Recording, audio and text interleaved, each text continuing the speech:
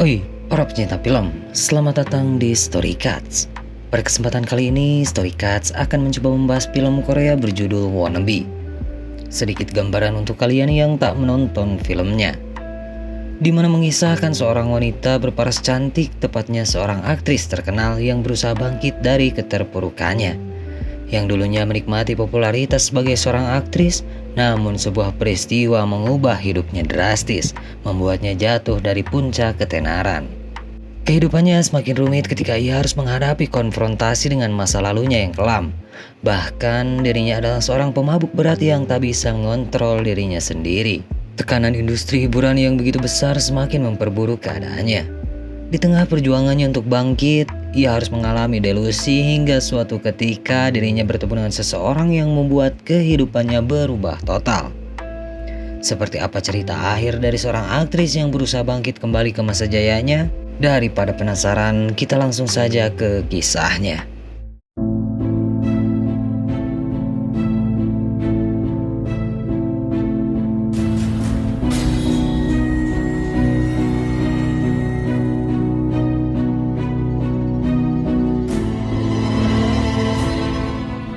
Cerita diawali dengan diperlihatkannya seorang aktris bernama Lee Soo-yoon yang akan menghadiri acara promosi buku tentang dirinya.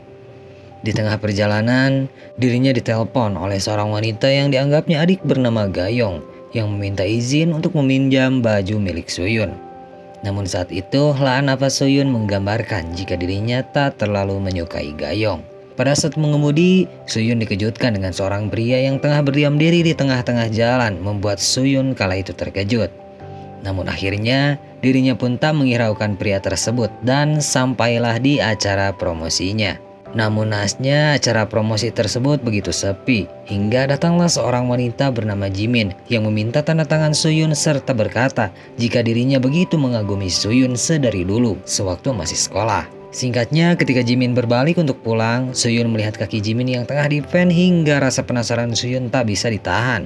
Soo-yoon bertanya tentang kaki Jimin hingga mengajaknya untuk makan bersama. Pada saat menunggu makanannya tiba, Jimin tak menyangka jika dirinya bisa makan bersama dengan idolanya tersebut.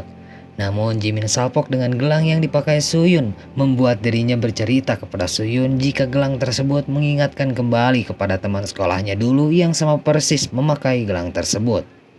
Yang mana gelang tersebut memiliki arti sebuah harapan atau sebuah mimpi. Soo-yoon yang mendengar cerita itu berkata jika dirinya masih menunggu harapan yang sangat diinginkannya segera tercapai. Sontak Jimin pun terlihat begitu mengharapkan harapan idolanya itu segera tercapai. Di tengah percakapan tersebut, Soo-yoon ditelepon oleh ejen yang menaunginya untuk memperkenalkan idol group. Yang mana saat itu Soo-yoon hanya memberi salam kepada juniornya. Bahkan terlihat tak memberi respon baik kepada juniornya itu, meskipun dirinya dulu adalah seorang aktris yang sangat terkenal, bahkan sangat ramah. Melihat itu, ejen yang membuat idol group tersebut hanya bisa tersenyum, sebab tahu jika Soo-yoon tengah dilanda keterpurukan dalam karirnya. Di tengah percakapan, ejen tersebut bertanya tentang gadis yang tinggal bersama Soo-yoon, yaitu Gayong. Yang mana ejen tersebut bertanya tentang kabarnya serta mempertanyakan apakah Soo-yoon dan Gayong baik-baik saja. Sebab dirinya mendengar rumor dari CEO perusahaan film yang pernah bertemu dengannya. Ejen tersebut berkata jika Gayong sering menjelekkan Soo-yoon di belakang. Bahkan CEO film telah menghapus daftar nama Soo-yoon dalam perannya. Mendengar hal itu, sontak Soo-yoon yang dilanda kapusing dalam karirnya serta merasa dikhianati oleh gadis yang dianggap adik olehnya kini berada di sebuah bar. Yang mana terlihat jika Soo-yoon melampiaskan beban yang sangat berat dengan cara mabuk-mabukan. Soo-yoon yang mendapat panggilan dari CEO perusahaan begitu merajuk hingga meminta tempat tinggal khusus untuk dirinya sendiri karena Soo-yoon kini mengetahui jika dirinya telah dikhianati oleh Gayong. Singkatnya, Soo-yoon yang hendak menyalakan rokoknya dihampiri oleh pengunjung bar yang menyodorkan korek api. Soo-yoon yang dilanda kapusing merasa dirinya terganggu dengan pengunjung bar itu, hingga Soo-yoon menyuruh pergi pengunjung tersebut. Pengunjung itu yang merasa tak dihargai oleh Soo-yoon berkata jika seorang aktris terkenal yang tengah redup tak baik jika mengabaikan fansnya, serta seorang aktris tak cukup bermodalkan paras cantik, tuturnya. Dengan keadaan rarudet serta efek mabuk yang tak bisa dikontrolnya, mental Soo-yoon meronta-ronta hingga langsung menghampiri pengunjung tadi dan memukulnya dengan botol minumannya. Suyun dalam perjalanan pulangnya terlihat memasang wajah yang begitu kesal, hingga scene berpindah ke masa lalu, yang mana memperlihatkan seorang gadis yang bercita-cita menjadi seorang aktris. Namun saat itu temannya berkata, jika cantik saja tak cukup untuk menjadi seorang aktris. Hingga temannya itu menunjuk salah satu gadis cantik yang baru pindah dari Seoul. Bahkan gadis itu memiliki nilai yang bagus di sekolahnya, dan beberapa agensi menawarinya kontrak. Mendengar hal itu, gadis yang bercita-cita menjadi seorang aktris pun hanya melamun bahkan memasang wajah yang kesal. Balik lagi kepada Suyun yang beristirahat di pinggir jalan. Dirinya dihampiri oleh seorang polisi yang bertanya tentang pria yang sedang dicarinya. Namun Suyun yang masih merasa pusing karena baru bangun tak tahu jika pria tersebut adalah pria yang hampir ditabraknya, hingga berkata kepada polisi tersebut jika dirinya tak mengenali pria itu. Polisi itu pun sebelum pergi mewanti-wanti Suyun. Jika Suyun melihat pria tersebut, segeralah melaporkannya sebab pria itu adalah seorang psikopat. Singkatnya, Suyun pun kini tiba di kediamannya, di mana di sana Suyun menemukan surat keluhan atas dirinya, hingga Suyun pun mengadukannya kepada seorang pengacara yang dulu menangani kasusnya. Suyun saat itu merasa pengacaranya lepas tangan yang membuat surat keluhan terus berdatangan kepadanya. Pengacaranya itu beralasan jika Suyun tak memiliki uang, hingga si pengacara pun angkat tangan. Dengan kepusing yang dialaminya hari itu, Suyun pun mencoba menenangkan diri dengan minuman yang ada di kulkas serta tertidur di sofa. Tak lama dari itu, Gayong tiba di rumah itu, membuat Suyun terbangun dari tidurnya. Gayong bercerita kepada Suyun jika dirinya telah bertemu dengan CEO perusahaan dan sutradara yang dianggap menyukai Gayong, serta berkata jika Suyun tengah dipertimbangkan untuk perannya. Namun Suyun sebelumnya telah mengetahui fakta sebenarnya dan hanya pura-pura tak tahu di depan Gayong. Saat itu Gayong salpok dengan minuman yang diminum Suyun, hingga dirinya berkata jika minuman tersebut adalah miliknya dan enggan untuk berbagi. Namun dirinya mengecualikan hal tersebut karena Suyun telah meminjamkan bajunya kepada Gayong. Lantas Gayong pun pergi sambil ngabeleng. Suyun yang melihat itu hanya bisa menghela napas. Namun dalam lubuk hatinya Suyun begitu benci kepada Gayong yang tak tahu terima kasih. Suyun yang tadinya ingin pergi ke kamarnya mendengar suara ponsel milik Gayong, hingga Suyun pun mendatangi kamar Gayong, di mana Suyun mengetahui jika Gayong sedang berada di kamar mandi. Suyun yang masih kepikiran tentang dirinya yang dibicarakan di belakang oleh Gayong memiliki rasa penasaran dengan apa yang tengah dibicarakan oleh Gayong bersama si CEO. Hingga dirinya pun membuka ponsel milik Gayong dan akhirnya mengetahui sendiri jika Gayong memiliki sifat penjilat, hingga meminta tempat tinggal sendiri karena kesal dengan kehadiran Suyun. Suyun yang mengetahui fakta tersebut dengan amarah yang melonjak, dirinya pun langsung menghampiri Gayong serta memarahinya dengan alasan baju yang dipinjam Gayong tergeletak di lantai, sebab Suyun menyuruh Gayong untuk apik dengan baju yang dipinjamnya. Namun bukannya sadar dengan posisinya, Gayong justru membalikan ucapan Suyun dengan alasan Suyun tak sopan karena masuk ke kamarnya tanpa izin darinya. Dengan amarah yang meluap serta melihat keadaan rumah yang berantakan, bahkan melihat surat keluhan, membuat Suyun tak bisa meredam amarahnya, hingga dirinya pun mengambil sebuah pisau dan meluapkan amarahnya tersebut. Dari kejadian tersebut, tangan Suyun yang terkena goresan pisau kini diobati oleh Gayong, yang mana pada saat itu Suyun dan Gayong saling memaafkan satu sama lain. Namun tiba-tiba sebuah pesan masuk ke ponsel Gayong, hingga Gayong pun melepas tangan Suyun untuk membalas pesan tersebut. Namun karena kejadian tadi, Suyun memiliki pikiran negatif kepada Gayong yang telah menjelek-jelekan dirinya kepada CEO perusahaan, hingga kebencian yang tadinya redup kini meluap kembali. Bahkan Suyun pun menawari Gayong sebuah pijatan karena telah mengobati tangannya. Namun ternyata Suyun telah memiliki rencana untuk melukai Gayong, yang mana terlihat jika pijatan Suyun yang tadinya lembut berubah seketika dengan mencakar serta mencekik Gayong.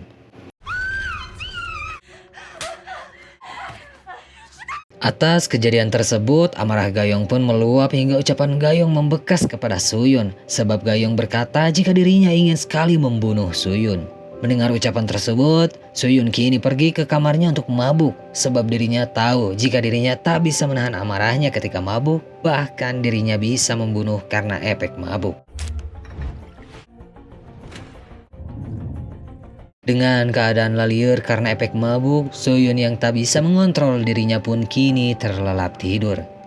Namun ketika Soyun terbangun, dirinya begitu terkejut karena melihat Gayong yang tergeletak berlumuran darah dengan pisau yang tertancap, membuat dirinya pun berdelusi hingga menganggap kejadian tersebut dilakukan olehnya. Namun di sisi lain pikirannya menolak hal tersebut. Soyun pun menelpon CEO perusahaan untuk memberitahu serta meminta bantuan bahwa Gayong kini telah tewas. Setelah semuanya terjadi, Soyun melihat sakolebat wajah pria membuat dirinya terkejut karena ada orang lain di rumahnya itu. Hingga Soyun pun karena telah terlanjur takut serta bingung apa yang harus dilakukannya, kini dirinya pun memberanikan diri untuk melihat siapa orang yang telah berada di rumahnya itu. Dengan langkah kaki yang hati-hati sambil menggenggam sebuah tang, Soyun mengendap-endap ke dalam garasi serta menyuruh pria misterius itu keluar dan mengajaknya bicara baik-baik. Namun alangkah terkejutnya Soyun yang langsung diserang secara tiba-tiba oleh pria misterius itu. Namun untungnya Soyun yang masih memegang tang itu berhasil membuat pria tersebut tak sadarkan diri. Hingga dirinya mengingat kembali seorang polisi yang memperlihatkan foto seorang pria yang tengah dicari-cari. Bahwa polisi tersebut mengatakan jika pria itu adalah seorang psikopat. Bahkan pria tersebut adalah orang yang hampir ditabrak Soyun. Namun kejadian tersebut mengingatkannya kembali kepada kasus yang telah menimpanya dulu. Yaitu dirinya telah menabrak seorang pria hingga meninggal dan membuat karirnya terpuruk. Singkatnya, Soyun berhasil membuat pria psikopat itu dimasukkan ke dalam bagasi mobilnya serta berusaha untuk membunuhnya. Setelah berhasil mempateni si pria psikopat, Soyun membersihkan diri serta menemukan sebuah surat yang di dalamnya terdapat foto-foto dirinya. Membuat Soyun kini kembali was-was sebab merasa jika hal tersebut bukan dilakukan oleh si pria psikopat, melainkan ada orang lain lagi. Sebab saat itu mayat Gayong kini telah tiada, hingga dirinya pun melihat tetesan darah yang berada di kamar mandi, membuat Soyun terkejut dengan pindahnya mayat Gayong ke kamar mandi. Namun hal itu tak membuat gentar sedikit pun, sebab Soyun merasa kini hidupnya telah hancur, hingga justru balik menantang orang yang mempermainkannya. Akan tetapi kini masalahnya Soyun harus berhadapan dengan polisi yang tiba-tiba datang ke rumahnya. Yang mana polisi itu berkata jika ada laporan masuk yang mengatakan bahwa pria yang tengah dicarinya berada di rumah Soyun.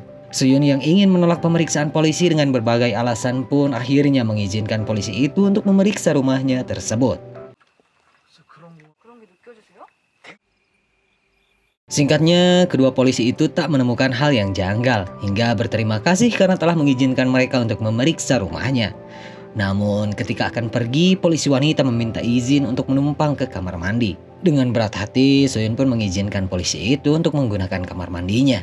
Ketika polisi wanita itu sedang membasuh tangannya, dirinya penasaran dengan sebuah tirai serta lantai yang baru selesai dibersihkan. Hingga terkejutnya polisi wanita itu ketika melihat mayat Gayong yang sangat tragis. Tetapi hal itu membuat polisi wanita pun tak sadarkan diri karena ditikam langsung oleh Soyun. Setelah itu, Soyun menghampiri polisi pria yang berada di dalam mobil hingga menawarinya sebuah minuman. Namun tak lama dari itu, polisi wanita berhasil keluar hingga membuat polisi pria terkejut karena ada pisau yang menancap di badannya. Ketika berbalik, polisi pria itu langsung ditembak oleh Soyun, membuat kedua polisi itu tewas di tempat. Setelah kejadian itu, Soyun kini berada di kamar mandi hingga terkejutnya kembali ketika listrik di rumahnya itu tiba-tiba mati. Membuat Soyun menggenggam kembali senjata hingga dirinya terkejut ketika dihampiri si CEO perusahaan. Membuat Soyun refleks menembak si CEO perusahaan hingga terpental. Kini Soyun merasa terpukul karena tak sengaja menembaknya. Namun pada saat itu juga muncullah seseorang dan langsung memukul Soyun hingga tak sadarkan diri. Lalu scene berpindah kembali ke masa lalu, yang kini terlihat gadis yang bercita-cita sebagai aktris pun mengajak gadis cantik yang pindah dari Seoul itu ke suatu tempat. Yang mana gadis yang bercita-cita menjadi aktris itu ingin menunjukkan sesuatu kepada si gadis cantik. Yang mana itu adalah bangkai hewan peliharaan ibu si gadis yang ingin menjadi aktris. Dirinya sengaja membunuh peliharaan ibunya sebab dirinya merasa cemburu ketika hewan tersebut selalu dibilang cantik oleh ibunya. serta dirinya berkata kepada si gadis cantik bahwa si gadis yang ingin menjadi aktris sangat cemburu ketika si gadis cantik tiba-tiba ada di sekolahnya. Si gadis yang ingin menjadi aktris itu tak ingin ada orang lain yang lebih cantik melebihi dirinya. Saat itu si gadis yang ingin menjadi aktris salpok dengan gelang yang dipakai si gadis cantik, yaitu gelang harapan. Si gadis yang ingin menjadi aktris itu berusaha melepaskan gelang yang dipakai si gadis cantik hingga tak sengaja mendorong si gadis cantik itu, membuat kepala si gadis cantik itu terbentur ke sebuah batu, membuatnya tewas di tempat. Melihat kejadian itu, si gadis yang ingin menjadi aktris itu kaget hingga berlari meninggalkan si gadis cantik. Namun dengan keadaan syok, si gadis itu terjerat sebuah perangkap hewan yang membuat kakinya terjepit. Ketika malam hari, dirinya ditemukan oleh ibunya dan memanggilnya dengan nama Jimin. Dan pada akhirnya kita mengetahui jika gadis yang ingin menjadi aktris tersebut adalah Jimin, yaitu fans berat Sooyoon. Hingga Shin kembali kepada Sooyoon yang baru saja sadar. Sooyoon yang begitu terkejut ketika Jimin lah yang membuat Sooyoon menjadi seorang pembunuh. Pada saat itu Jimin berkata bahwa Sooyoon terlalu cantik, bahkan berhasil menginfluen teman sekolah Jimin dulu yang telah dibunuhnya. Sebab Jimin tak ingin ada wanita lain yang lebih cantik darinya. Namun Sooyoon yang terlanjur larut dalam kejadian tersebut mengancam balik Jimin serta berkata jika Jimin salah orang. Jimin yang mendengar ucapan Sooyoon langsung menyuntikkan obat bius membuat Sooyoon tak sadarkan diri kembali. Jimin saat itu membawa Sooyoon serta mayat polisi ke tempat yang dulu dirinya datangi bersama si gadis cantik. Di mana di sana Jimin mencoba untuk mengubur Sooyoon di tempat yang sama dengan kucing peliharaannya dulu. Namun Sooyoon berhasil memukul Jimin dengan sebuah borgol milik polisi hingga berhasil kabur. Namun Jimin tak mau menyerah hingga berusaha mengejar Sooyoon sambil tertatih-tatih. Jimin terus memanggil-manggil nama Sooyoon hingga dirinya berkata jika hal yang semuanya telah terjadi olehnya adalah karena alasan jika dirinya ingin menjadi wanita paling cantik. Namun tanpa banyak bicara, Sooyoon langsung memukulnya dengan batu, membuat Jimin tak sadarkan diri. Namun tak sampai situ, Sooyoon justru malah memukulnya kembali. Sooyoon pun akhirnya membawa semua mayat yang telah dibunuhnya hingga membuangnya ke sebuah danau.